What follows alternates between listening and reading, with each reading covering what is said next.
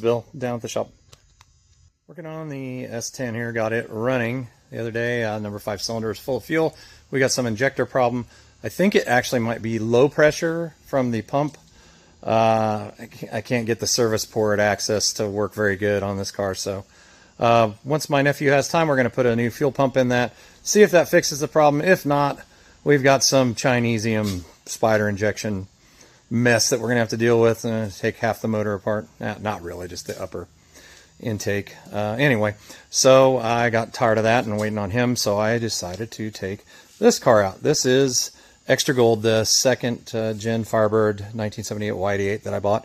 And if you remember from one of my other videos, I don't know if I made a video or if it was Facebook or whatever, I blew a tire. That sucked and broke my fender flare. So I bought 4 new tires from a place called Giga Tires, not a sponsor, just they had the cheapest price. I think I spent a little like under 300 or 320 some dollars, maybe it's 400, I don't remember. I got 4 tires, but only 3 came in, so I'll be rocking the old 2003 era Daytona SR Dayton tire until I get the other one. Acidized all the wheels with muriatic acid, so anyway, got 3 of those tires on, like I said, and there they go. So went out on our Wednesday night thing, kind of a hang for car guys, down on Main Street here in Hutchinson, and was getting ready to leave because it's, of course, raining. As you can see, there's rain all over the car. And my taking off, and my fan quits, and none of my AC stuff works. So I'm like, I'm just dragging in the shop. First thing I do, you know, I'm thinking, must have blown a fuse. It's an old car, probably blew a fuse. Go down here and look at a fuse, and I don't know if you can see that or not, but if you look at the heater AC fuse, it is pretty intact there, no problems. Still had no fan, kind of pushed around on it, spun it and stuff, made sure I didn't have corrosion. You know, had to drop this access panel because if you have a second gen Firebird or Camaro, you know that you have to drop that if you still have it, because most of them are long gone. People got tired of removing them, and it takes I think it's a 1/4 inch drive, whatever.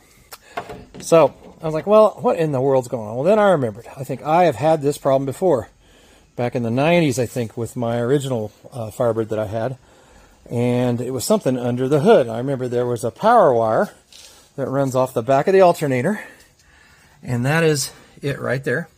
It's a big heavy red wire that connects to that connector underneath the air intake and all that stuff. It runs along here, and that had power. So I took this connector apart, and I remember these are notorious for going bad.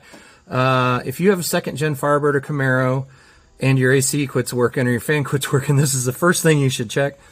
It sits there over the manifold or headers or whatever, under all this underhood heat, and they're 40 years old. Anyway, I took this apart, unplugged it, and of course there was some melty on that thing because it got hot apparently. Cleaned it up, plugged it back in, and all is well. Everything worked. The clutch kicked back in, which there's the clutch control there.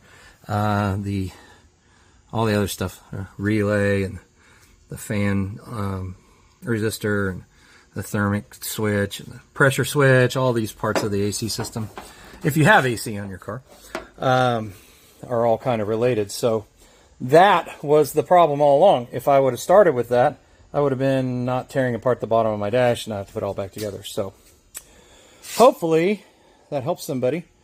If your AC quits working, your fans quit working, you know, don't tear apart your dash thinking it's the switch. It's probably not. I mean, I've never had a switch go bad, but some people have. But and it may be the fuse, but you know, you got to take your part of your car apart to get to that. Come out, pop the hood, look at that connector, make sure it's clean, make sure you got power there. You know, you should have a test light. You probably should carry one if you're driving one of these cars around regularly, and it'll save you some time. And you can drive safely with no fog on your windshield. Or you can sit there in AC because you're old and you don't like to be uncomfortable. All right. Well, that's it for me. Hopefully that helps somebody. So get down, work on your car.